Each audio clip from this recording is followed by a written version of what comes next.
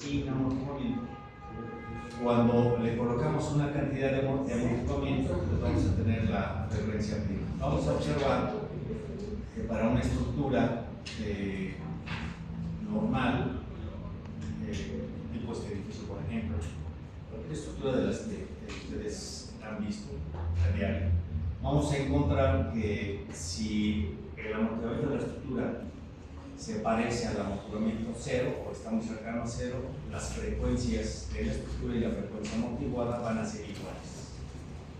Es decir, el amortiguamiento no va a ser importante en nuestra estructura, ¿sí? Para estructuras normales, ¿no? Ahora, si nosotros le metemos a nuestra estructura un dispositivo, a ver si aquí lo traigo.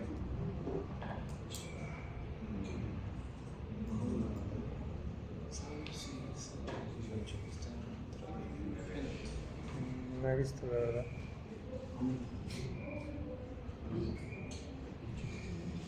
Siempre lo encuentro, pero de repente no sé dónde. Vamos a ver este video, a ver si se puede. Vean ustedes, este video es una estructurita que tiene un amortiguador tipo los que se usan en el cocina y se acelera. Vean ustedes qué le pasa a la estructura sin el amortiguamiento.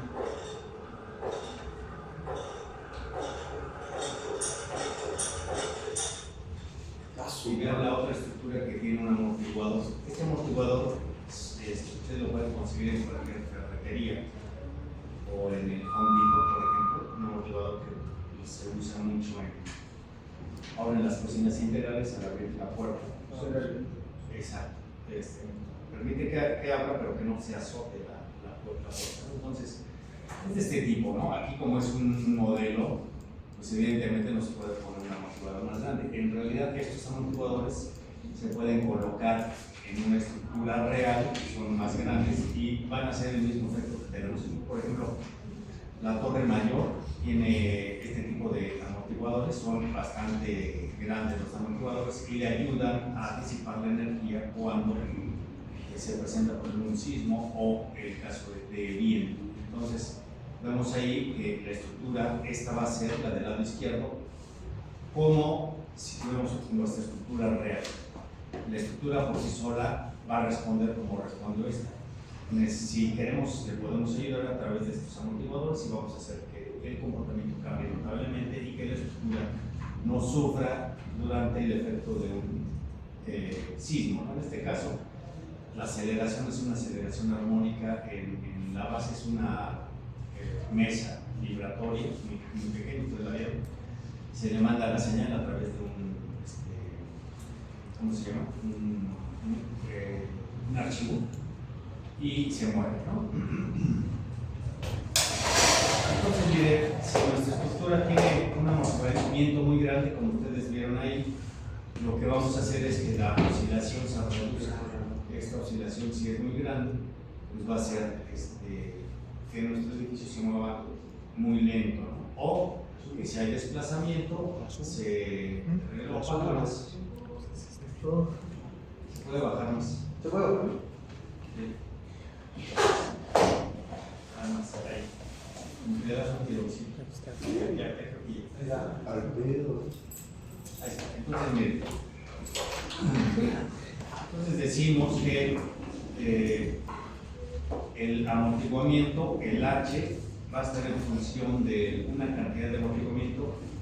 Esta cantidad de amortiguamiento en realidad no la vamos a utilizar, lo que vamos a utilizar es un porcentaje de este amortiguamiento que le vamos a llamar amortiguamiento crítico.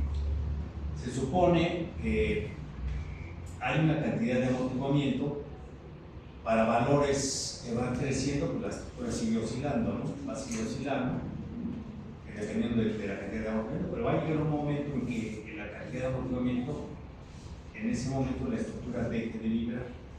Un poco antes la estructura vibra, un poquito después de este amortiguamiento ya no va a vibrar. Exactamente ese amortiguamiento le vamos a llamar amortiguamiento crítico. Entonces, nuestras estructuras van a estar relacionadas de esta cantidad de amortiguamiento. Es decir, vamos a tener un porcentaje que vamos a llamar porcentaje de amortiguamiento, que va a ser función del crítico. Es decir, si nosotros hablamos del 8%, del 5%, sería que ese porcentaje es un 5% del amortiguamiento crítico. En realidad no vamos a calcular el amortiguamiento crítico, simple y sencillamente vamos a usar el valor del porcentaje, ¿ok? Este de acá. Entonces, por ejemplo, si analizamos esta expresión y ya vemos que el H es este valor, Z por la frecuencia, si operamos, nos va a quedar que el amortiguamiento, la frecuencia amortiguada es igual a la frecuencia sin amortiguamiento por 1 menos el amortiguamiento, el porcentaje de amortiguamiento pagado. Si este es muy pequeño, que es el caso que vamos a encontrar en las estructuras, pues resulta que la frecuencia amortiguada va a ser prácticamente igual a la frecuencia de la estructura. Es decir, en general, nuestras estructuras, como van a tener bajo amortiguamiento, podemos decir que la frecuencia amortiguada es igual a la frecuencia de la estructura sin amortiguar. Y esta, pues ya la podemos calcular a través de la rigidez y la masa. Es decir, nosotros podemos calcular las frecuencias de la estructura considerando sus masas, que se obtienen a través del peso, ustedes ya saben cómo se calculan, y la rigidez o matriz de rigidez, ¿no? Eso me va a dar las frecuencias de la estructura. Y yo ya sé que como el amortiguamiento es muy bajo, pues entonces esta frecuencia amortiguada casi va a ser igual y no la voy a tomar en cuenta para los primeros cálculos, ¿ok? Entonces miren, esto no lo hicieron. Bueno, nada más déjenme dar una repasada rápido y ahorita hacemos este ejemplo. Entonces ya vieron lo de la respuesta a una solicitación armónica. Cuando tenemos una carga con cierta frecuencia, para este caso ya le quité el amortiguamiento. Mi ecuación dinámica sería esta, con una carga que tiene una frecuencia. Si esta frecuencia coincide con esta frecuencia de la estructura, ¿qué va a pasar? Que se va a incrementar la respuesta de la estructura de una manera notable, es decir, decimos que la estructura entraría en un fenómeno que se llama resonancia. Si mi frecuencia de la estructura coincide con la frecuencia de la carga, pues vamos a notar que la respuesta de esa estructura se puede incrementar notablemente. Y eso lo vamos a ver a través de este factor. Bueno, de la respuesta que es esta es la respuesta. La respuesta sería el desplazamiento en este caso. La respuesta está en función de este beta, que está aquí. ¿Sí? Entonces, si solamente mi respuesta, es decir, el desplazamiento de la estructura, fuera el último término, este de acá, si solamente fuera este término, entonces veríamos que dependemos de este valor de beta. Este valor de beta es la relación de frecuencias.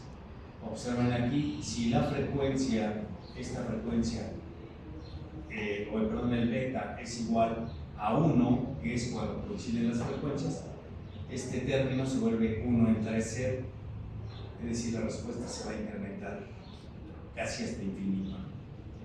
Entonces aquí veríamos el fenómeno de cuando las frecuencias coinciden, podemos hacer que la respuesta de la estructura se incremente notablemente. Esto quiere decir que si conocemos la frecuencia de una estructura, si le ponemos una carga que lleve esa frecuencia, podemos hacer colapsar la estructura. Teóricamente eso puede ser.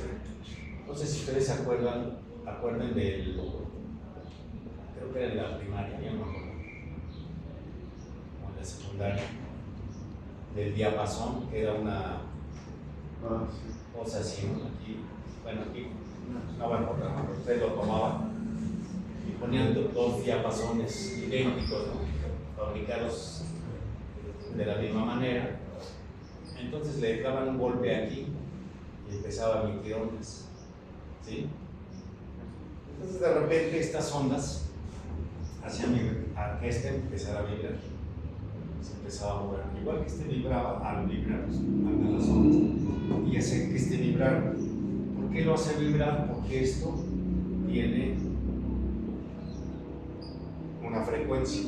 Esta frecuencia coincide con la frecuencia, digamos, la frecuencia de la estructura.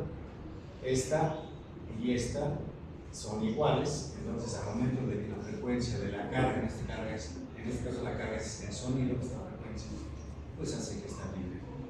Entonces ahí vemos un ejemplo de que podemos hacer vibrar una estructura si le atinamos a meterle una carga que lleve la misma frecuencia que tiene. Ahora, en el caso, por ejemplo, no sé también si ustedes se han escuchado que se puede romper una copa con el sonido, es lo mismo, pero ciertas copas, no cualquier copa. O sea, esto lo hacen mucho los cantantes de ópera que emiten una onda sonora y pueden romper una copa con esa onda sonora, pero es con cierta calidad de copas, no se compra una copa aquí en la comercial mexicana, no sé si es una copa fina, muy estas, por ejemplo, alemanas, que son copas muy caras, que el material es muy delgadito, pero es muy resistente a la fabricación. Entonces esas sí pueden tener una frecuencia que coincida con la estructura. Las otras son espesores muy gruesos, es muy difícil llegar a. En principio, si nosotros le aplicamos una carga que tenga una frecuencia, podemos dañar inclusive la estructura. Por ejemplo, a esta máquina, hace muchos años había unas máquinas rotatorias, hoy en día hay otro tipo de equipos. Si queríamos hacer un estudio de las propiedades dinámicas de una estructura, poníamos en la azotea una máquina que rotaba, hagan de cuenta que era un motor que giraba hacia un lado y tenía dos motores, y el otro giraba al contrario. Entonces, ese giro al revés hacía que la estructura se empezara a mover. Entonces, ese movimiento, si la carga de ese movimiento coincidía con la estructura, pues se movía bien. Inclusive podíamos dañarla, habría que tener cuidado con eso. Entonces, lo que se hacía es se aplicaba un movimiento y la estructura se movía. Con eso se ponían sensores para tomar esos movimientos y con eso se obtenía propiedades dinámicas de la estructura. Hoy en día hay aparatos que se llaman acelerógrafos que se colocan directamente en la estructura que se quiere estudiar y se hacen pruebas con vibración ambiental. Con el paso, por ejemplo, de vehículos, se ve cómo el vehículo manda vibraciones al suelo y cómo el suelo las transmite a la estructura. Esos pequeños movimientos los puede detectar estos dispositivos y podemos generar con eso algunas propiedades de la estructura. Bien. Bueno, entonces aquí ya vemos que hay un incremento. Aquí se comenta esto, si las frecuencias coinciden, ya comenté que vamos a tener el efecto de la resonancia. También ya lo comentaron. Cuando tenemos nuestra ecuación dinámica incluyendo el amortiguamiento, mi factor de amplificación dinámica se complica un poquito, ¿no? Pero si ustedes observan aquí en esta que está en azul, ¿sí se ve o lo hago un poquito más grande? Sí, sí. Bueno, miren, aquí. La Z, que es el porcentaje de amortiguamiento, si este valor fuera 0, es decir, que no hay amortiguamiento, aquí es la raíz cuadrada de 1 menos beta cuadrado al cuadrado.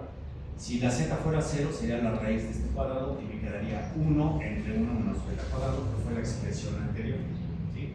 Entonces vamos a analizar esta también por allá la vieron, miren. Este factor de amplificación dinámica, aquí está beta del lado derecho, el horizontal, y aquí está el valor del factor. En una variación de diferentes zetas, desde el punto 0,5 hasta 3, por ejemplo 3, miren aquí estamos en 3, vemos cómo va variando este factor de amplificación. Por ejemplo, normalmente en las estructuras que nosotros vamos a analizar vamos a considerar que se tiene un 5% de amortiguamiento. Eso en general aquí y en todos lados del mundo se usa de manera general un porcentaje del 5% considerado para las estructuras de acero, de cobre. Se sabe que ese porcentaje no es real, pero sirve para homologar todos los digamos espectros que hay en el mundo, en todos lados, en Japón, en Europa, en Australia, en donde quieran, se va a utilizar este factor de amortiguamiento del 5%.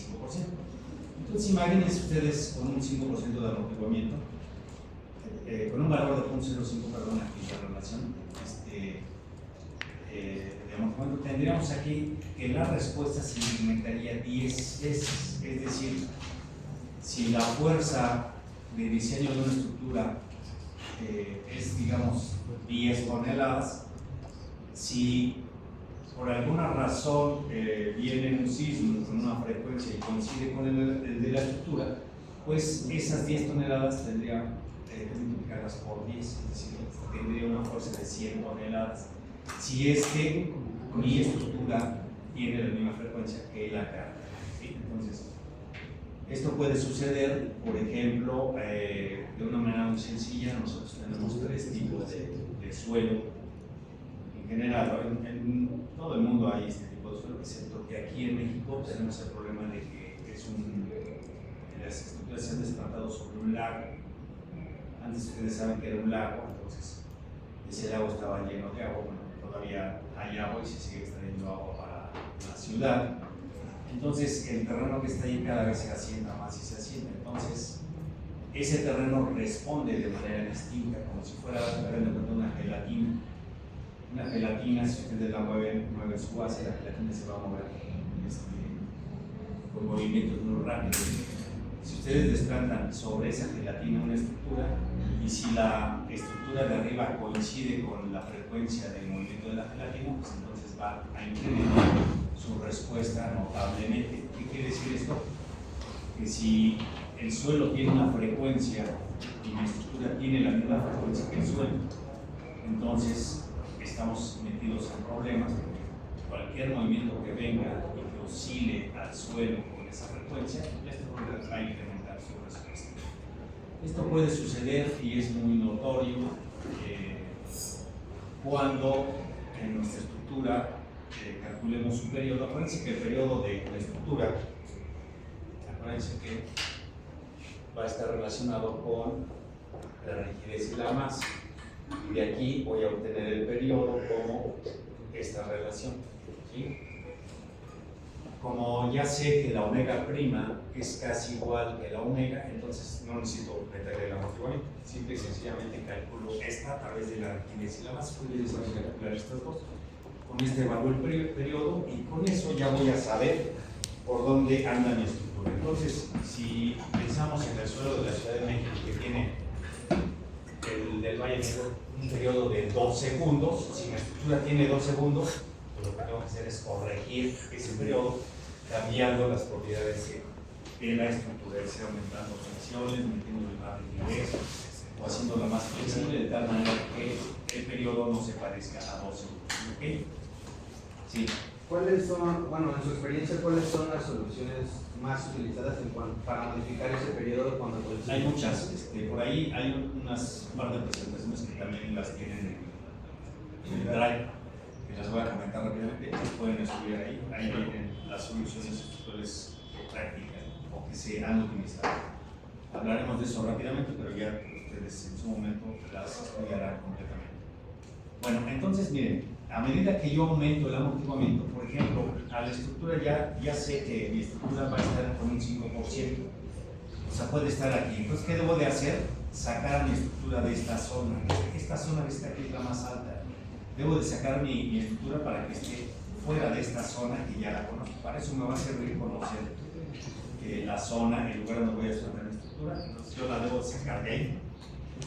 En el caso, por ejemplo, de que a mi estructura le ponga que le ayude con un amortiguador, lo que voy a hacer es que le voy a aumentar este amortiguamiento y lo que va a pasar es que se va a reducir la respuesta. Entonces puede suceder que ya no me va a importar el periodo del suelo y el periodo de la estructura, porque ya funciona amortiguador. Como ustedes vieron hace un rato, el amortiguador es lo que va a disipar la estructura. En el caso del video, el amortiguador en una estructura real, ahí parece que no trabaja, pero en una estructura real el amortiguador tiene un líquido que va a ser desplazado conforme se alargue o se regrese. Ese líquido se va a calentar, o sea, la fuerza que le manda la masa de la estructura a ese dispositivo hace que se caliente el líquido y el dispositivo se caliente muchísimo. Entonces, por ejemplo, en una estructura real, esos dispositivos no se pueden tocar. ahí es cuando vemos que el dispositivo le va a ayudar a la estructura a disipar la energía. ¿Sí? En una estructura como esta pues no vamos a ver nada, tocamos esto, no pasa nada. Pero si metemos una diagonal con un amortiguador, cuando venga un sismo, ese amortiguador, si llega a desplazar, ese desplazamiento va a ser que se genere calor a través del líquido que tiene. Son líquidos viscosos, que tienen, depende del fabricante. Estos líquidos varían, pero esos pasan por una cámara en un orificio muy pequeñito, depende de la velocidad, todo eso. Entonces, estos dispositivos se calientan y esto hace que caliente el dispositivo. Todo se va a liberar a través del calor que genera el dispositivo. Bueno, esto sería solamente en el caso de que tengamos una ayuda externa.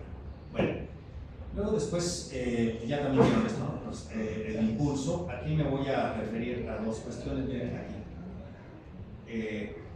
Normalmente vamos a tener dos fases cuando viene el movimiento y después en la segunda fase cuando la estructura se sigue moviendo hasta terminar de moverse. Es decir, cuando le aplicamos una fuerza a una estructura, esta estructura se mueve junto con la fuerza que le aplicamos.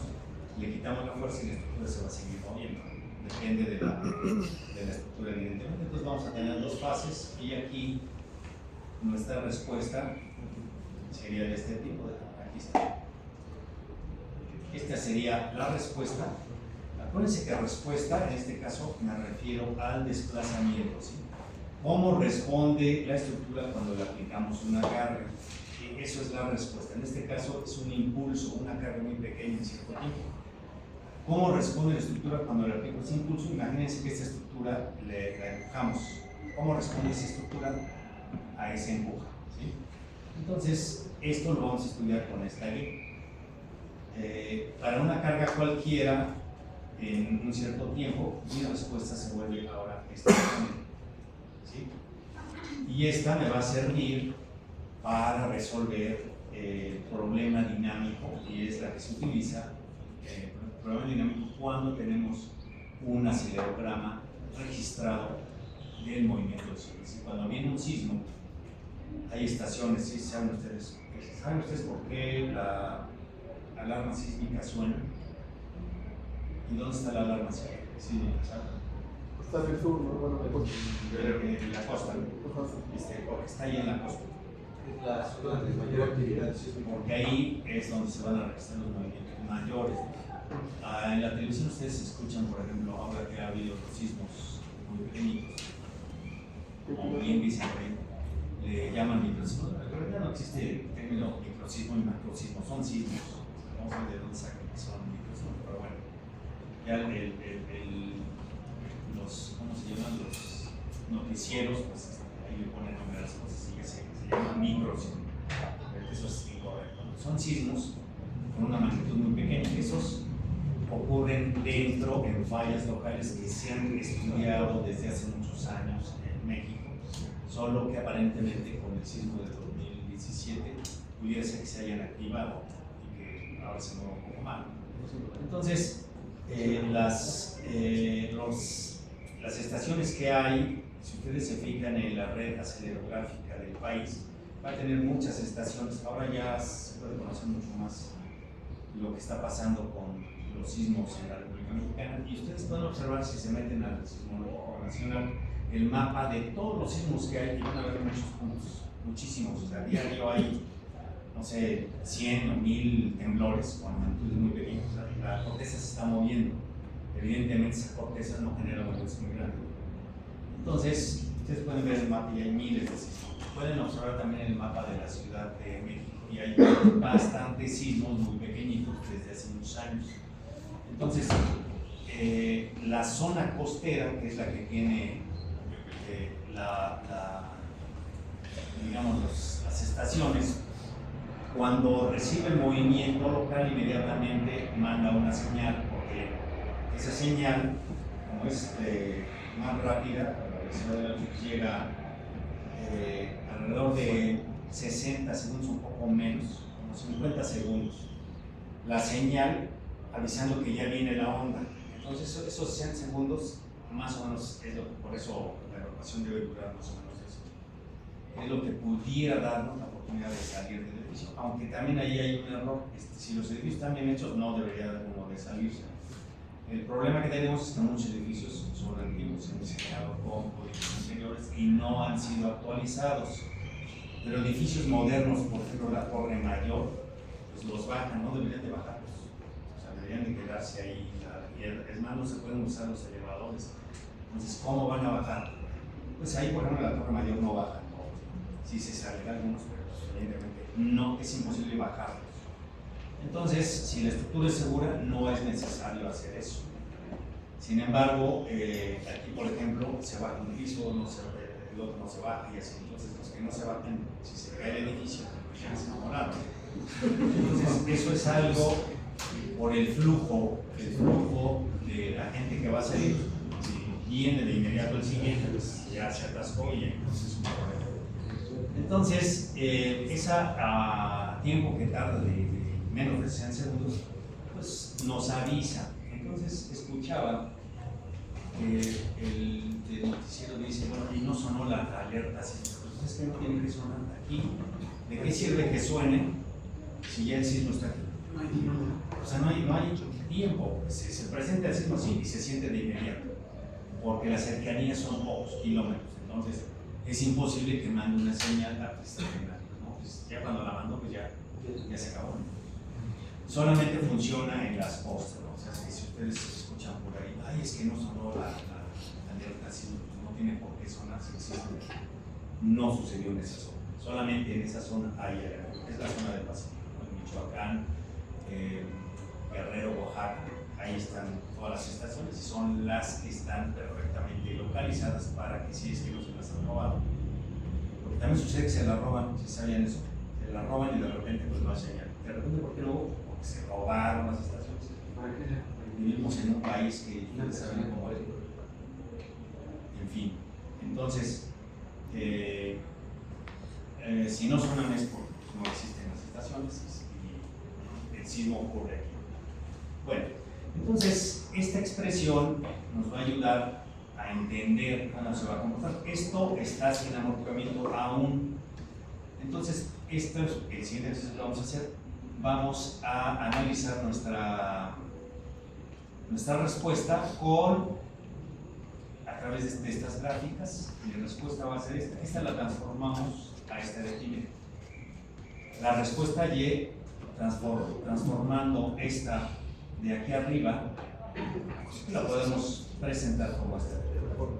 ¿Sí? Y está en función de una integral de 0 a t de la carga por el coseno y de la carga por el seno. Entonces, esto es para una carga específica. ¿Sí? En este caso, puede ser una carga rectangular en el tiempo de 0x tiempo, que siempre la carga esté ahí, puede ser una carga rectangular, puede ser cualquier carga.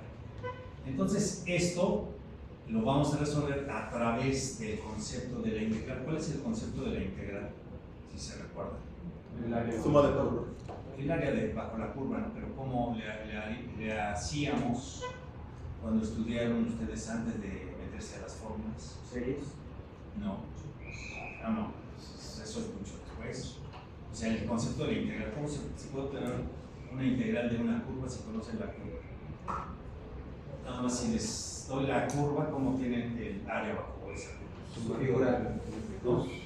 Suma de área, suma de Dividiéndola, ¿no? Dividiendo la curva en muchas áreas del mismo tamaño, pueden ser tamaños muy chiquititos. Entre más pequeño sea el tamaño, la exactitud es mucho mejor. Entonces, ese es el concepto, digamos, base que vamos a seguir utilizando aquí. ¿Por qué? Porque cuando viene un sismo, el suelo se va a mover, ¿no? Se va a mover, se acelera, y entonces vamos a tener, por ejemplo, una aceleración en el tiempo. Mi aceleración empieza por aquí. El movimiento tiene 3 direcciones. Estos aparatos, el movimiento en realidad se mueve en 3 direcciones: se mueve para arriba, se mueve para acá y se mueve para acá. Es decir, la dirección que viene, nosotros lo vamos a registrar en movimiento vertical, uno en Y y uno en X, en 3 direcciones. Entonces, en cada dirección vamos a tener desplazamientos así. hasta que viene la parte intensa y luego ya se detiene y luego aquí ya deja de moverse. Esto es el movimiento del terreno, ¿no? Si este vaivén es el movimiento del terreno. A partir de aquí pues ya la estructura se empieza a mover solita. Entonces, estas aceleraciones que son positivas y negativas quiere decir que son las ondas que van y vienen. O sea, la onda es como si fuera un vaivén, ¿sí? O sea, no pasa la onda y ya se fue, sino que viene otra. Y aquí sucede algo en el Valle de México. Como es una cazuela, llegan las ondas, chocan y se regresan. Entonces, es un movedero en el suelo. Por eso los sismos en la zona del lago se sienten tan horribles, porque todas las ondas chocan y se pueden regresar. Entonces, es un movimiento tremendo. Entonces, esto hace que mi estructura, por ejemplo, si yo analizo este poquito nada más, esta como carga, este pedacito de aquí, sería mi impulso que tengo aquí. Esto de aquí lo analizo con esta carga y con este coseno y con esta carga y este seno. Aquí ya estoy introduciendo la estructura con la frecuencia con esto, con rigidez y masa. Con esta rigidez y masa aquí puedo meter miles de estructuras, ¿sí? O sea, matemáticamente voy a resolver esta estructura, por ejemplo, a través de su rigidez y masa, ¿sí? Así es como la vamos a analizar matemáticamente para que me entiendan. ¿Cómo la metemos? Pues con esas propiedades dinámicas. Entonces, una vez que ya lo hicimos, esta gráfica no tiene una ecuación. Si ustedes descubren una ecuación para este tipo de... sería padrísimo, ¿no? Imagínense que obtienen una ecuación que les pueda generar el acelerograma. Eso sería fenomenal. ¿Están de acuerdo? Sí. Como no tiene manera de poner una ecuación, o sea, una ecuación en función de lo que ustedes quieren, pues evidentemente pues no podemos calcular el área bajo la curva de eso. Entonces, ¿qué hacemos? Pues lo que hacemos es dividir eso en segmentos muy chiquitos. Entonces, lo que van a hacer los programas de cálculo, pues esta variación se la van a aplicar a la estructura y le van a calcular el área bajo la curva. Esta también, casi todas, ¿no? Se va a ir por pedacitos aplicando la carga, pues porque evidentemente pues no hay ecuación. Si tuviéramos la ecuación sería bien fácil, nada más le sacamos la integral de esa ecuación y listo. Y sería muy fácil porque no existe. Si mi sismo fuera, por ejemplo, lineal, que fuera un triángulo y que pues cambiara y que fuera así, pues sería fabuloso, pero no. El problema que tenemos es ese. Entonces lo que vamos a hacer es resolver esta expresión, que sería la respuesta, a través de las cargas. Por ejemplo, tenemos la carga por el coseno, miren, y la carga por el seno. Multiplicamos, por ejemplo, la carga por el coseno, aquí nada más tengo el coseno, aquí grafiqué el coseno de las propiedades de la estructura, ¿no? Aquí están las propiedades de la estructura. Le meto la carga, entonces para cada división que hice, para cada ordenada de aquí, lo multiplico esta ordenada por esta de acá, me da 0. Y así me voy, dividí en muchos segmentos mi curva, esta curva, la divido en muchos segmentos, por eso me da así, pues así se parece al seno, ¿no? Si yo lo divido en menos partes, pues voy a tener unos triángulos aquí, ¿sí? ¿Están de acuerdo? A medida que hago más divisiones, entonces mi precisión es mucho mejor. Entonces, con esto, ¿cómo calculo la integral? Que aquí me dice la integral de P por coseno. La integral de esto, ¿qué sería? Pues sería sumar el área de cada uno de estos rectángulos, ¿sí? ¿Cómo obtengo esa área? Bueno, pues calculo la Y, el promedio de este primer rectángulo sería el promedio, por el ancho, más el siguiente promedio por el ancho. Y así me voy sumando todas las ordenadas de manera aproximada, sumo las ordenadas hasta donde yo quiera calcular la integral, multiplico por el delta y obtengo el área. ¿Sí se fijaron? Así de fácil. Es decir, aquí vamos a obtener esto, miren, la sumatoria de las ordenadas, las multiplico por el intermedio, la división que es el delta, y las divido entre m omega, que es lo que me dice mi ecuación, m omega, ¿sí? Entonces con eso obtengo el primer valor de A de manera similar a A o el B, pero ahora con el seno, y con eso voy a obtener la respuesta. Ahora lo vamos a aplicar a este ejercicio, nada más déjenme terminar de ver todo esto. Y luego viene esto que también ya vieron toda esta ¿cómo se llama? Presentación. Entonces nada más faltan los dos ejercicios para que entendamos. Ahora, ya me voy acercando a la realidad. La realidad es que mi estructura tiene un pequeño porcentaje de amortiguamiento. Entonces, la solución para esta expresión que ya tiene amortiguamiento, pues sería de este tipo, mira, de este tipo de aquí. Y finalmente, en condiciones iniciales, ustedes pueden repasar esto, si se recuerdan, bueno, hace muchos años, cuando yo estudiaba, existía una materia que se llamaba ecuaciones diferenciales, hace como 40 años, no se habla. Bueno, sí sirven, ¿no? O sea, aquí van a ver todo eso que vieron ahí, que bueno, sirven pocas cosas, muchas cosas no las aplicamos, a menos que se dediquen a. Por ejemplo, en el campo de la ingeniería sísmica, sí se puede utilizar toda esa matemática que ustedes estudiaron, pero en el campo profesional, ya el real, digamos, pues no nos vamos a meter en todo eso, pero sí, lo que quiero decir es que sí funciona lo que por ahí estudiaron. Pues miren, por ejemplo, esto sería la solución, la que vamos a aplicar, la que se va a aplicar a este acelerógrafo. Solo que aquí vamos a meter el amortiguamiento y acá vamos a meter la aceleración obtenida con esa gráfica. Esa gráfica, los aparatitos nos van a dar un registro en el tiempo, en Excel, nos van a dar en Excel esta gráfica con tiempo y aceleración en las tres direcciones, en X y en Z. Entonces, la maravilla de esto pues, es que ya voy a tener el registro de esa aceleración. Eso es lo que está muy interesante. Los aparatos son muy sensibles y evidentemente esa sensibilidad hace que puedan percibir inclusive el ruido. Antes de que estos acelerogramas se usen, hay que limpiarlos. Esa limpieza quiere decir quitar el ruido blanco, que sería el ruido que normalmente existe cuando no hay ningún movimiento terrestre. ¿Sí? Entonces se limpian y ya se tiene el movimiento del sismo. Eso es lo que va a hacer esa limpieza, darme exclusivamente el movimiento del terreno, quitando el ruido de vibración ambiental.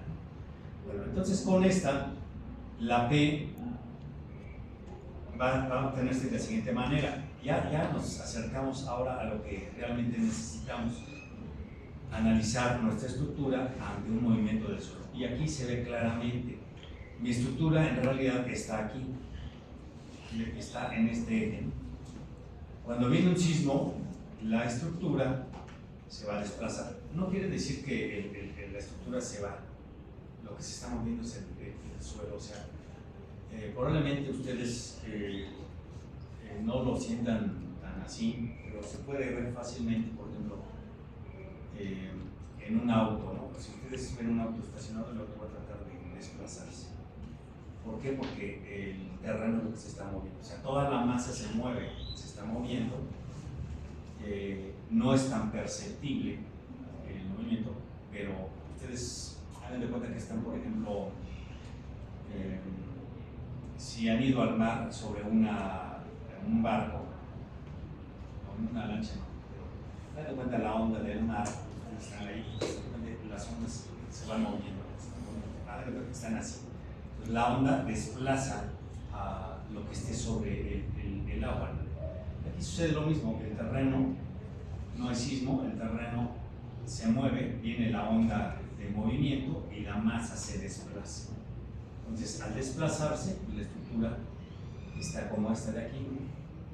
De repente, este movimiento se regresa y se va al otro lado, porque la onda va y viene, ¿no? Se va y viene. Entonces, pues la estructura se va para el otro lado. Entonces, llega un momento que la estructura ya no puede seguir el movimiento del suelo, entonces empieza a vibrar y empieza a notarse esto. Va a tener un movimiento en el suelo y un movimiento propio de la estructura. Esta sería la posición más desfavorable, cuando el terreno se mueve y la estructura también se vaya.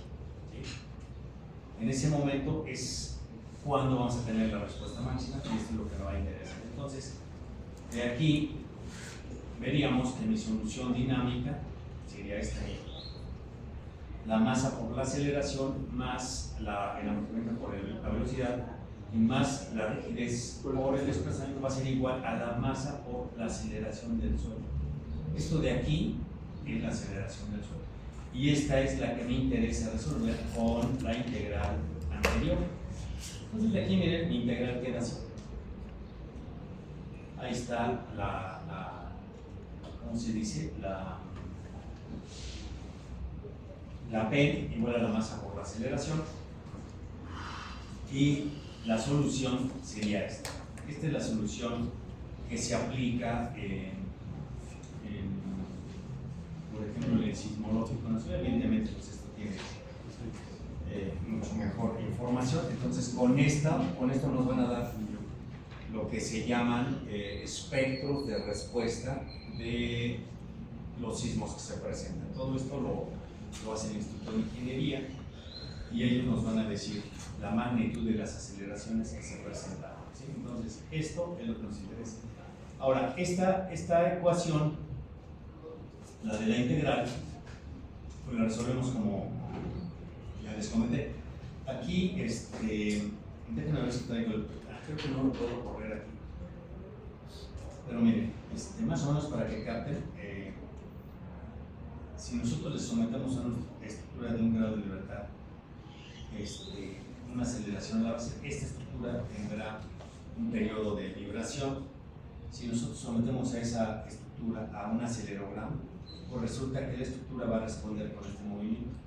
Si puedo, les voy a grabar un video para que ustedes vean, que les muestre esto, porque aquí ya lo intenté correr una vez y no jala. Entonces, cuando yo someto a mi estructura, esto se hace con un programa que lo hizo hace muchos años, hace como 15 años, un alumno de la maestría hizo un programita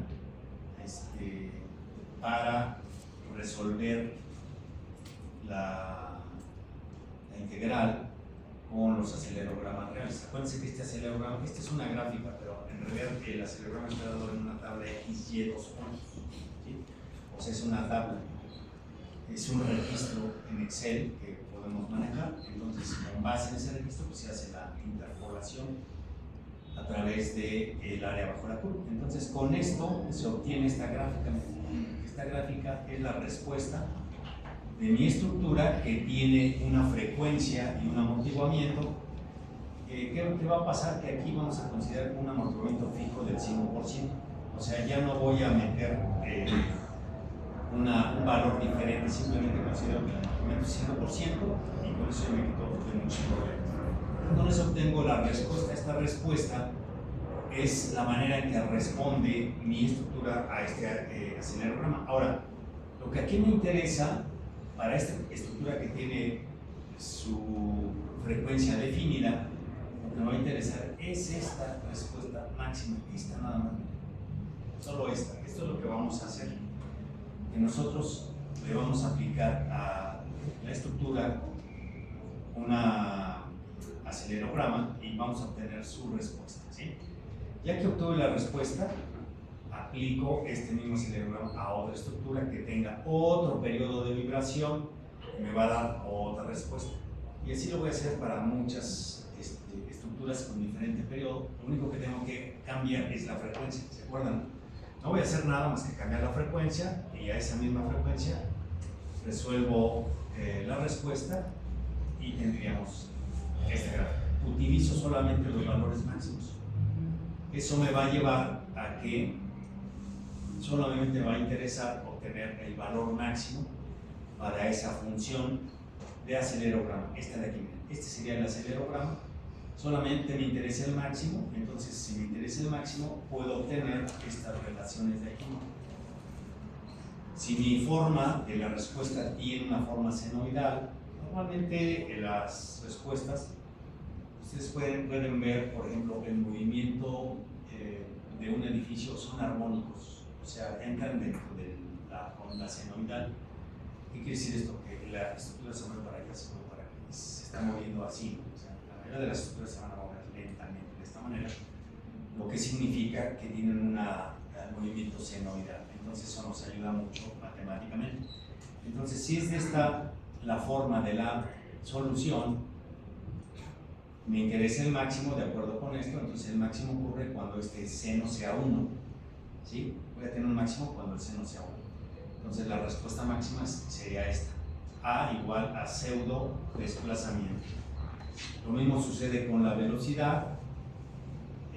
La velocidad sería la primera derivada del desplazamiento. Aquí vemos que es A por omega por el coseno de omega, y la aceleración sería otra vez la derivada de la velocidad menos A omega cuadrado seno de omega t.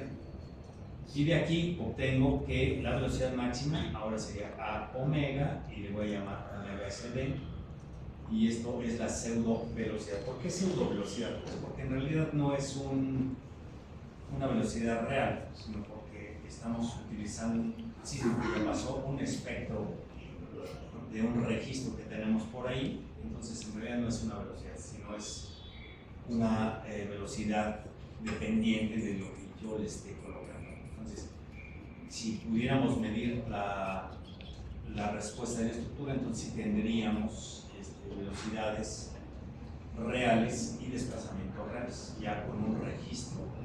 Si mi estructura estuviera instrumentada, en México hay muy pocas estructuras que están instrumentadas.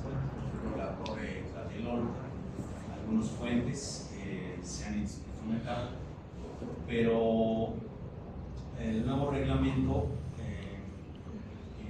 para el caso de hospitales ya solicita que estos hospitales se instrumenten, solo los hospitales, pero lo interesante sería que se pudieran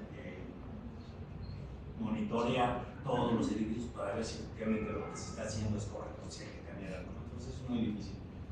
Implica algo de gasto, y el propietario siempre quiere ahorrar lo más que se pueda, no se pueda pensar en el futuro en los beneficios que pudiera tener. Eso no importa. Entonces, con esto obtenemos que la respuesta máxima sería esta de aquí, ¿no? En la aceleración sería esta, ¿no? Entonces esto me lleva a que mi pseudo desplazamiento sería esta relación, la pseudo velocidad entre la frecuencia, y la aceleración espectral, esta de acá, sería esta de aquí. Entonces, si yo tengo esta pseudo aceleración, puedo obtener la fuerza sísmica multiplicando la masa por esta de aquí. ¿Sí? Es esta de aquí. Ahora resulta que esta la puedo obtener de los registros que me va a mandar el Instituto de Ingeniería. Bueno, pudiera para ese sismo, pero en realidad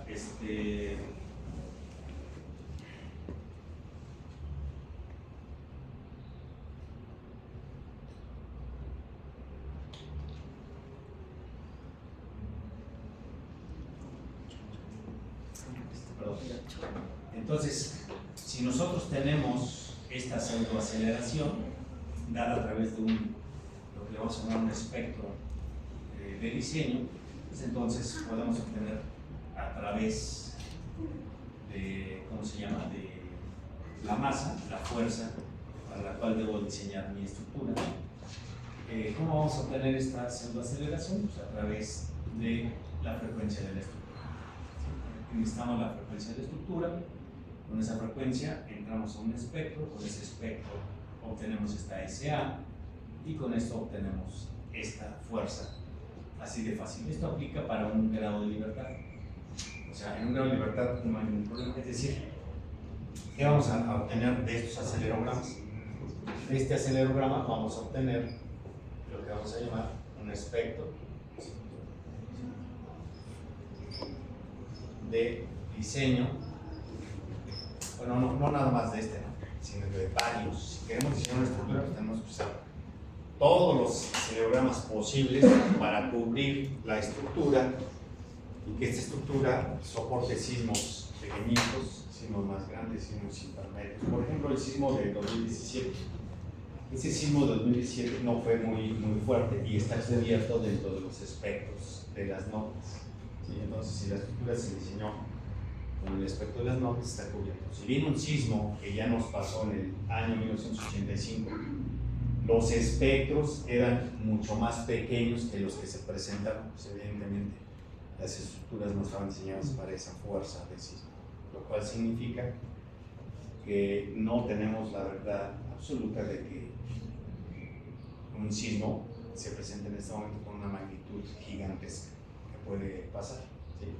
Simplemente lo que se hace son estudios para proponer algún sismo que se pudiera presentar, ¿no? Por ahí se habla de hay una zona donde no se han presentado sismos desde hace muchos años, aunque puede desencadenar un sismo muy grande.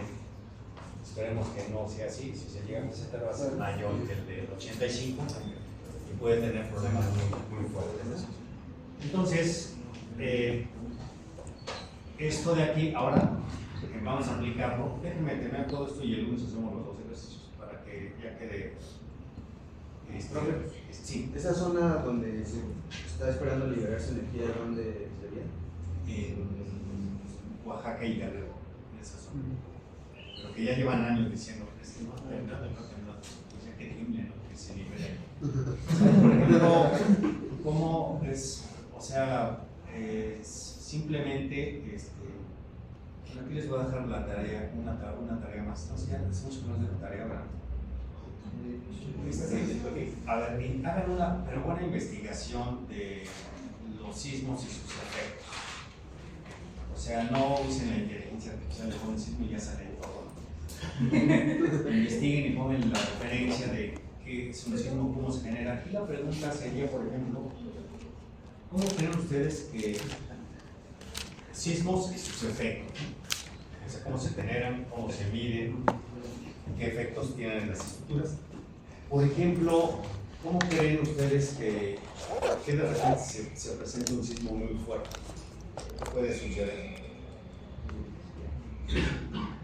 Aquí en la zona del Pacífico tenemos los sismos de inducción, que quiere decir que viene una placa y viene la otra que está penetrando, ¿no? Por ejemplo, el que se presentó en los últimos años, que fue un rompimiento de una de las capas. Sismo local, no sé si se acuerdan. O sea, que viene, está la corteza del mar, y viene otra corteza por aquí. Esta es la que está penetrando en esta, ¿no? Y viene así. Entonces, esta se está deslizando sobre esta región. Pues aquí hay muchas corrugaciones, ¿no? Entonces, por ejemplo, ¿por qué de repente esta desliza más? ¿Por qué creen que deslice y de repente se libera la energía? O sea, y esto es en el mundo, ¿eh? O sea, si ustedes se fijan, la corteza terrestre está llena de muchas placas. Si por ahí se ponen a estudiar todavía hace millones de años, cuando América era parte de África, estaban juntos. Ven ustedes la forma, ¿no? De América, ven ustedes la forma de África, pues ahí estaba pegado. Entonces, pues a través del tiempo las placas se siguen moviendo y entonces, pues tenemos ese problema. La pregunta es, ¿por qué se libera de repente la energía? De repente, pues porque se vence esta fricción. Aquí hay una fricción permanente entre las capas. Pues si de repente se libera algo que está impidiendo el movimiento, pues se va a la placa y ese movimiento es lo que genera los sismos muy fuertes. Es decir, esa trabazón de repente se rompe y viene la liberación. Si el movimiento fuera continuo, si eso estuviera liso, pues no habría problema. Pero la realidad es que son rocas gigantescas y entonces se rompe la fricción y viene un movimiento grande. Y ese movimiento, si fuera extraordinariamente elevado, pues entonces ya no estaríamos aquí. Esa es digamos, una aclaración. La otra, a ver, ¿qué sucedería si un sismo durara más de un segundo? Hay sismos que duran, bueno, por ahí como 90 segundos a lo mucho, ¿no? Todo el movimiento, pero más no hay. ¿Qué sucedería si durara más de 90 segundos? podrían fallar por fatiga las estructuras. Entonces todo se cae, ¿no? Sí. Todo se cae. O sea, no estamos diseñando las estructuras para que estén siempre vibrando así. Va a llegar un momento que si dura 5 minutos, ya falló todo. ¿Sí? Entonces son de las cuestiones también que la naturaleza nos enseña, como en Acapulco ahora. Si ya sabemos que cada año pasa lo mismo, no se hace nada y así es. Un gobierno que afortunadamente ya se va. A mí no, pero igual es. Bueno, miren, esto, como ustedes pueden ver, la tengo desde hace muchos años, pero la he dejado porque aquí, esto es lo que teníamos hasta antes del 2017. Aquí tenemos aceleraciones muy bajas. Esto está en función de la gravedad, 0.4 de la gravedad. ¿Qué quiere decir? Que la aceleración del suelo es 0.4 por 9.81 metros sobre segundo al cuadrado. ¿Sí? Esto sería la aceleración. Son los espectros de diseño que marcaba las normas de 2004 hasta antes de 2017. Después de 2017 ya cambió. Y los espectros ahora son gigantescos. O sea, si ustedes verifican esta gráfica con la actual, los espectros se van muy altos. Por ejemplo, este que es el azul, que es el más elevado, por ejemplo, para la zona de Villacuapa, la colonia Roma, donde tenemos aceleraciones muy fuertes. Entonces este se va como por acá, ahora, ¿sí? Por acá. ¿Esto por qué? Porque se trata de cubrir que las nuevas estructuras sean resilientes, es decir, que puedan soportar un sismo, el que comentaba, un sismo mayor que se pudiera presentar. Entonces, pues todo esto, excepto los que están aquí en la zona de CEU, por ejemplo, el terreno firme, pues el espectro sigue siendo igualito para terreno firme. Aquí no hay tanto problema, el terreno es muy bueno, pero en el terreno blando y en el terreno intermedio, todos los demás, excepción del terreno firme. Terreno firme es, por ejemplo, esta zona, toda el periférico alrededor hacia Pedregal, ¿cómo se llama? Hacia el poniente, ¿no? O sea, del periférico hacia la izquierda, todo eso es muy buen terreno. Las lomas, todo eso es muy buen terreno. Pero lo que es después del periférico hacia el lado derecho del terreno, se vuelve un terreno medio bueno y luego después de eso un terreno malísimo. En lo que sería toda la zona de Villacuapa, Xochimilco, parte de Tasqueña, Tlalpan, todo eso, esa parte, ese terreno muy malo, y ahí es donde tenemos los problemas de sismo más alto. En algunas situaciones podríamos decir que los aztecas no se equivocaron en hacer la ciudad de aquí, pero en otras sí decimos que no se equivocaron porque pues, ha ayudado al desarrollo de la ingeniería mexicana y esto se ha usado en otros países, ¿no? Pero en otras cuestiones sí, porque la ciudad se sigue hundiendo y hay problemas de hundimiento y no para el hundimiento, y así lo vamos a tener toda la vida. Y el agua se necesita y cada vez tenemos problemas de agua, etc. Entonces ahí decimos que igual la solución de instalarse en el agua no era muy adecuada. En muchos lugares del mundo, si ustedes revisan, por ejemplo, en Europa, no se instalaban sobre los lagos, como sobre los ríos, en las periferias, o sea, eran bien inteligentes. Vean, por ejemplo, a los vikingos, antes de toda la historia, pues era alrededor para conservar el agua, ¿no? Y aquí llegan los aztecas en medio. Y evidentemente, pues, conforme pasaron los años, pues eso se fue, lo fueron rellenando. Por ahí, no sé si saben ustedes cómo eran estas las chinampas. Las chinampas es el ejemplo de cómo empezaron las construcciones, los aztecas, estos árboles, ¿cómo se llaman? Les hacían como lo que llamamos pilotes. Los enterraban y sobre eso les plantaban madera y ahí parecían que sentaban.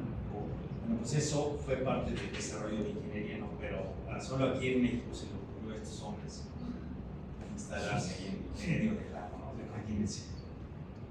Fue hasta estratégico para la conquista, ¿no? Que no nos han pedido perdón, imagínense. imagínense. Eso hasta me da risa, pero bueno. Bueno, entonces miren, estos son los aspectos anteriores. Después les voy a mostrar los que tenemos hoy en día y que tenemos que aplicar para, no sé, diseños que ustedes van a aplicar para su proyecto. Bueno, esto también ya lo deben de haber visto, solamente rápidamente. En realidad, lo que estudiamos fue para un grado de libertad. Ahora hay que aplicarlo para lo que nos interesa. Las estructuras no son de un grado de libertad, son de muchos grados de libertad. Aquí en México hacemos edificios de todos tamaños y aunque no sé, porque ya hay algunas zonas donde ya no se permite crecer tan alto, ya está más restringido, pero nosotros podemos diseñar edificios de cualquier, debiéramos diseñar cualquier edificio de cualquier tamaño. Entonces, aplicando esto a las ecuaciones anteriores, pues vamos a tener ahora matrices. Miren, ya eliminamos aquí el amortiguamiento. Ya dije que el amortiguamiento aquí se complica más porque así como tenemos una matriz de masas, una matriz de rigidez, ahora ya entra la matriz de rigidez. Esta es la matriz K, la matriz lateral debía ser aquí, pero como esa va a ser complicada obtenerla, vamos a usar la otra matriz. Perdón, no lo puedo señalar sobre YouTube, pero esta K, ahora vamos a introducir la matriz de rigidez dentro del piso. Entonces, esta me lleva a que mi matriz, mi ecuación dinámica sea este de aquí. Se vuelve fácil porque no tengo el amortiguamiento, ¿no? El amortiguamiento para una estructura de varios grados de libertad también tiene varios valores, no nada más es un valor como el caso de la otra, pero nosotros, para no complicarlo, y eso es lo que se hace en todo el mundo, pues quitamos el amortiguamiento fácilmente porque decimos que es pequeño y lo sacamos, ¿no? Y lo vamos a considerar en los aspectos de diseño. Entonces, si esta la analizamos matricialmente, vamos a encontrar que nuestro sistema, miren, este es nuestro sistema dinámico. Si nosotros hacemos algunas suposiciones como esta de aquí, esto de aquí, después lo vamos a comprobar. Si logramos hacer que tengamos un vector el cual premultiplicado y postmultiplicado por las matrices de rigidez y de masas, me dé las matrices de identidad, estas de acá abajo. La matriz de identidad es la matriz unitaria, ¿no? Diagonal. Y me dé la matriz de frecuencias. Si puedo lograr esto, entonces, esto por ahí le dan ustedes una repasada. Si podemos lograr esto, miren, puedo hacer que mis ecuaciones, en este caso para 3 grados de libertad, sean de este tipo. Vean que aquí aparecen muchos ceros, miren. La matriz diagonal solamente tiene valor 1, 1, 1 en la diagonal y la de frecuencia solamente en la diagonal. Lo demás es 0. Esto me va a permitir que separe mis ecuaciones de este tipo. Entonces ya las separé y tengo 3 ecuaciones linealmente independientes. Es decir, cada una de estas se parece a la de un grado de libertad que ya teníamos. Entonces lo que estoy haciendo es que mi estructura de n grados la separo en n ecuaciones que forman los n grados de libertad de la estructura. Por ejemplo, si mi estructura tuviera 20 niveles, pues tendría 20 ecuaciones. Si tuviera 60 ecuaciones, todas independientes, ¿sí? Ese es el chiste de esto que se hace por acá. Miren, esto lo obligamos, está ahí y esta frecuencia cuadrada. Al obligarlo, nos queda de esto y mi forma de la matriz es esta de aquí. Esta forma de la matriz se parece a la forma de un grado de libertad. ¿Sí? ¿Están de acuerdo? Entonces, ya nada más nos resta esta resolverla y aquí me dice cómo se resuelve. Mi ecuación es esta. Acuérdense que solo me interesan los máximos. Si la forma, haciendo algo similar, si la forma es de este tipo, mi desplazamiento máximo sería cuando el seno sea igual a 1 y me queda esto. Si ustedes se basan en lo anterior, mi desplazamiento me queda phi. ¿Qué sucede aquí? Si tengo un solo grado de libertad, el phi vale 1. Vale 1 y esto sería el desplazamiento igual a SD. Como tengo varios, pues voy a depender de esta matriz phi. Luego, en la velocidad sería, perdón, aquí es velocidad de este, y pónganle, es velocidad, estoy hablando de este, es la velocidad que le puse 2 puntos, y siempre se me olvida corregirlo. A ver, déjame ver si lo puedo corregir. Creo que no.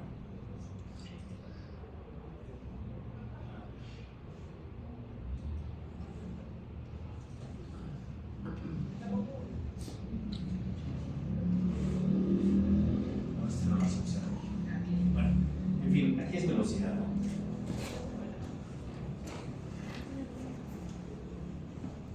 Velocidad.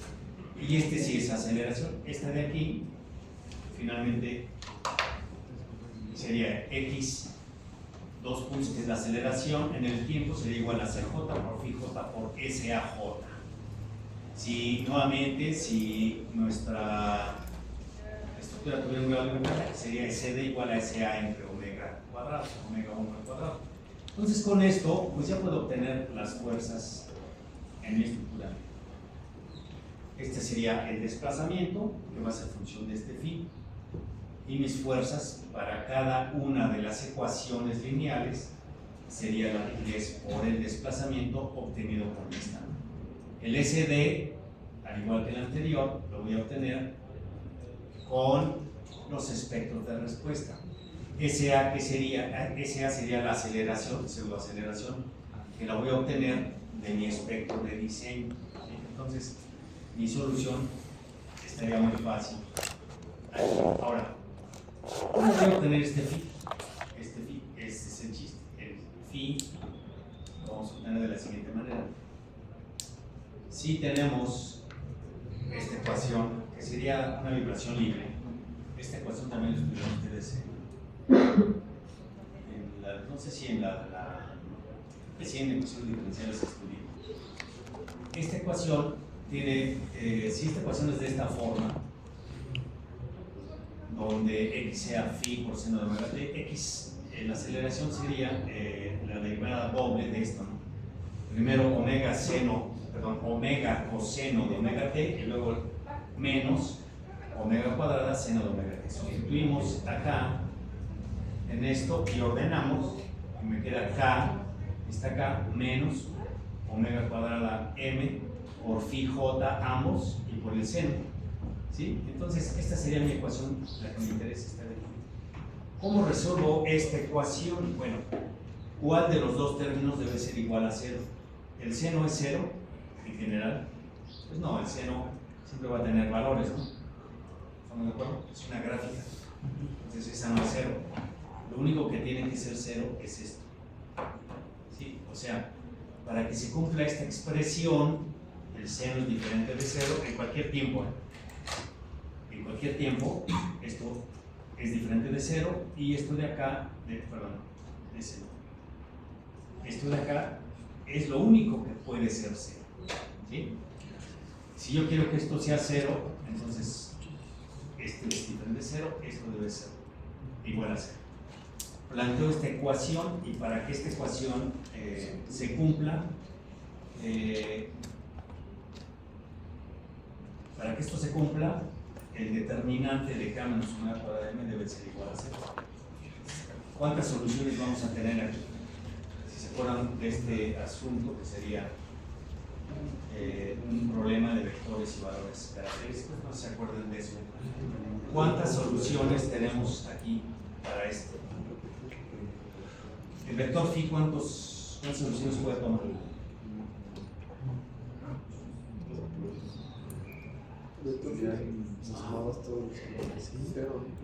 ¿Cero?